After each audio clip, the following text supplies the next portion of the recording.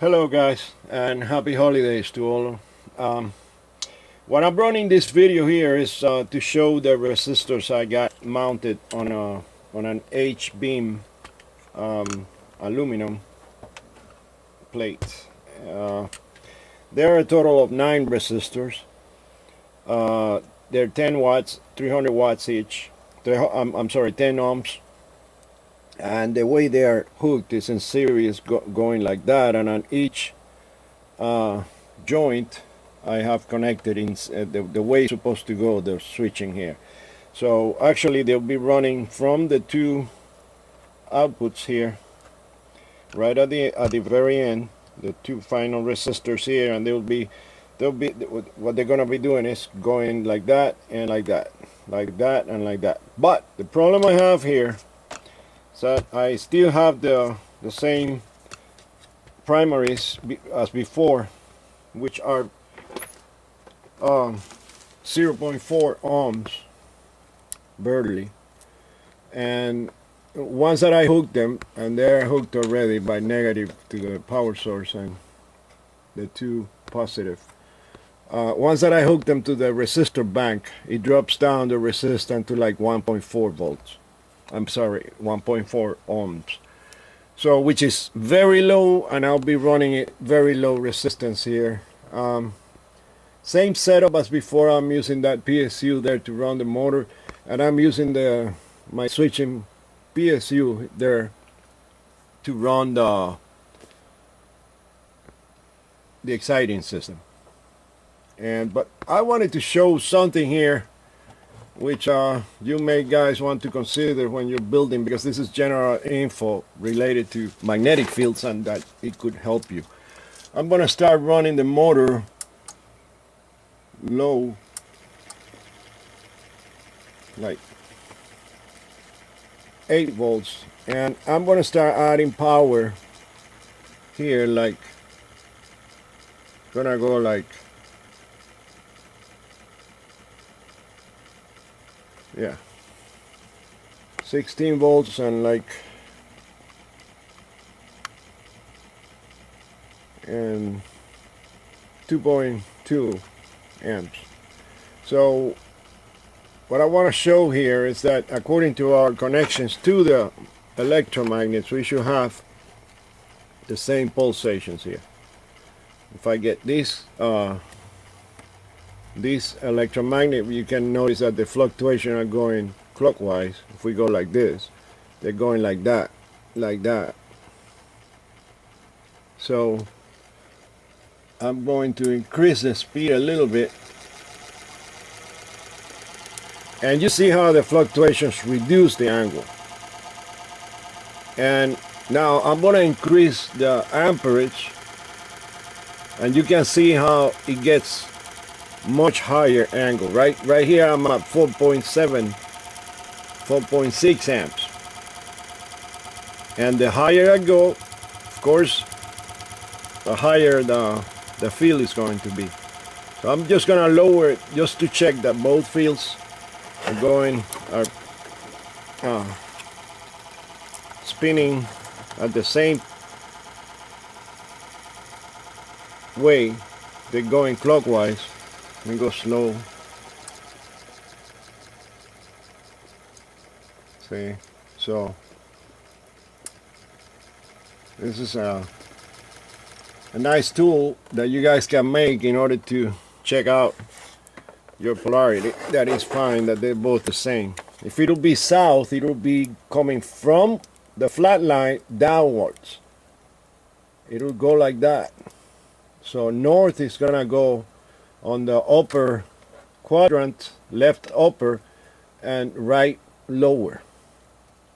So the south will be the opposite. It will be the right upper and the left lower. So we'll have a complete opposite turn.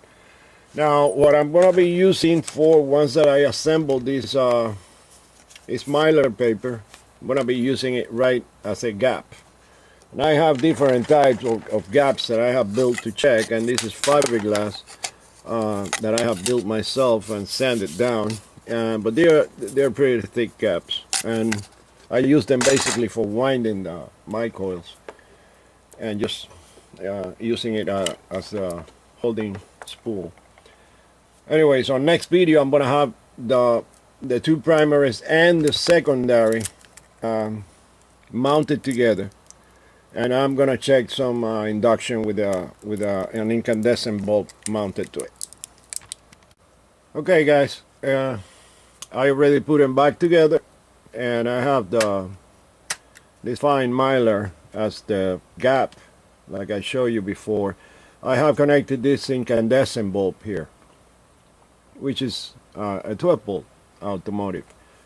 I have all the electromagnets connected, the primaries, and again they are 0.4 ohms, so they're going to distort the wave at and it's not happening like it is supposed to be. And this is very important that you realize this. You're gonna see both climbing at the same time and coming down at the same time, which is not supposed to, and that is due to the low resistance of the primaries related to the high resistance. Once that you connect them, the higher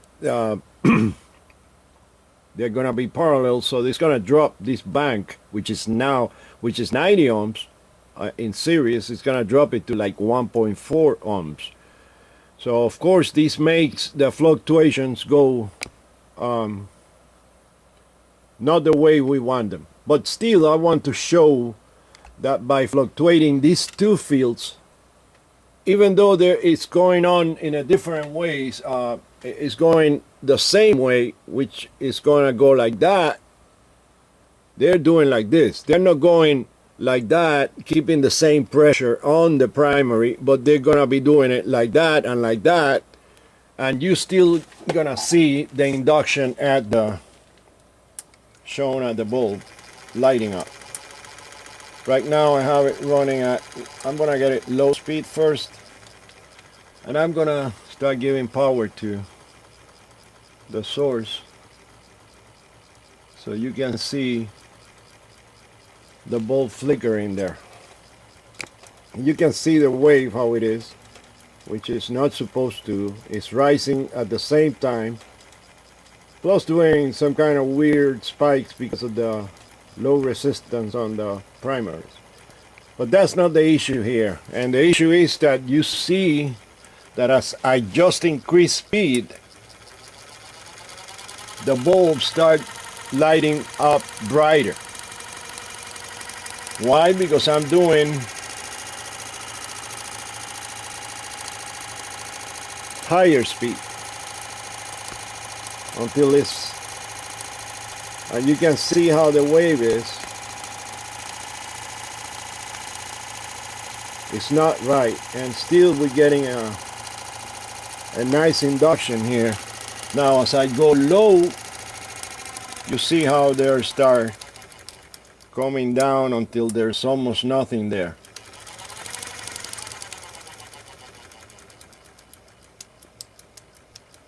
See, right there it's just blinking at very low speed, and as I start increasing the fluctuations, you can see the big induction here.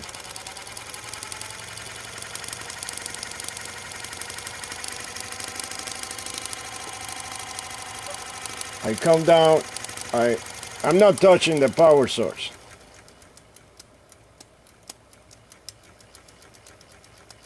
And of course, because of the, and I stop and it's gone. No induction. Alright guys, that's all I wanted you to see. Thanks for watching.